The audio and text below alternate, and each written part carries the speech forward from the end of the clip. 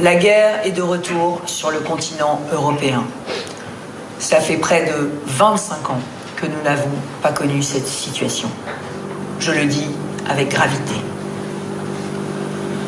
Je condamne fermement cette invasion. Par sa brutalité, elle nous éclaire de manière crue sur la personnalité de Vladimir Poutine, son régime et les opérations de déstabilisation qu'il conduit en Europe, mais aussi en Afrique, au travers des milices Wagner. Nous l'avons vu au Mali.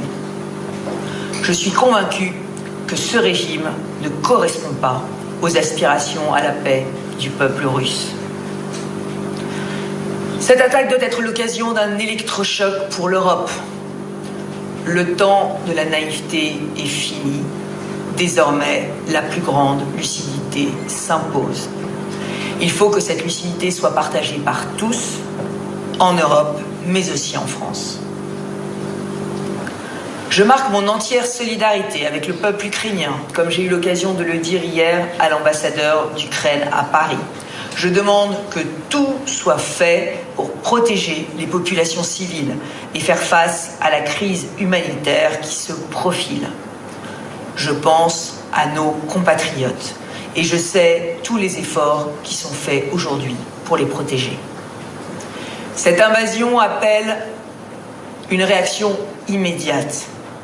Je souhaite que l'Union européenne, en coordination avec les États-Unis et le Royaume-Uni, ainsi que les autres membres de la communauté internationale, s'accordent dans les plus brefs délais sur les sanctions les plus fermes, ciblant personnellement les responsables de cette guerre. Je demande que l'Union européenne mette en place immédiatement un plan d'aide répondant aux attentes de l'Ukraine, qu'il s'agisse d'aide humanitaire ou de ses demandes spécifiques en équipement de défense. Il nous faudra tirer les leçons de cette crise.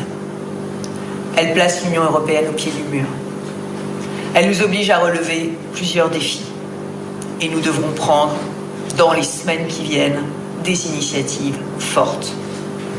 Le premier défi, c'est celui de la paix. Sous le préalable de l'arrêt immédiat des hostilités, le moment viendra, comme je l'ai proposé le 26 janvier dernier, de définir et d'organiser dans la durée une nouvelle architecture pour la sécurité du continent. Le deuxième défi, c'est celui de la sécurité des pays membres de l'Union européenne. Nous, Européens, toujours solidaires dans l'OTAN, nous devons nous doter d'une capacité autonome de défense pour assurer notre propre sécurité. Le troisième défi, face au chantage gazier russe, est celui de notre indépendance énergétique au sein de l'Union européenne. Le dernier défi est celui de notre souveraineté alimentaire et agricole. Sur ces 4 défis, la France, qui préside aujourd'hui le Conseil de l'Union européenne, doit être à l'offensive et travailler de manière collective. Je demande la convocation sans délai de l'Assemblée nationale et du Sénat pour débattre de la situation en application de la Constitution. Dans un monde qui n'a jamais été aussi menaçant, je m'engage, si les Français me font confiance, à doter nos forces armées des moyens indispensables qui leur seront nécessaires pour assurer la sécurité et la protection de nos compatriotes, ainsi que de nos intérêts fondamentaux en Europe et dans le monde. Nous devons renforcer notre effort de défense.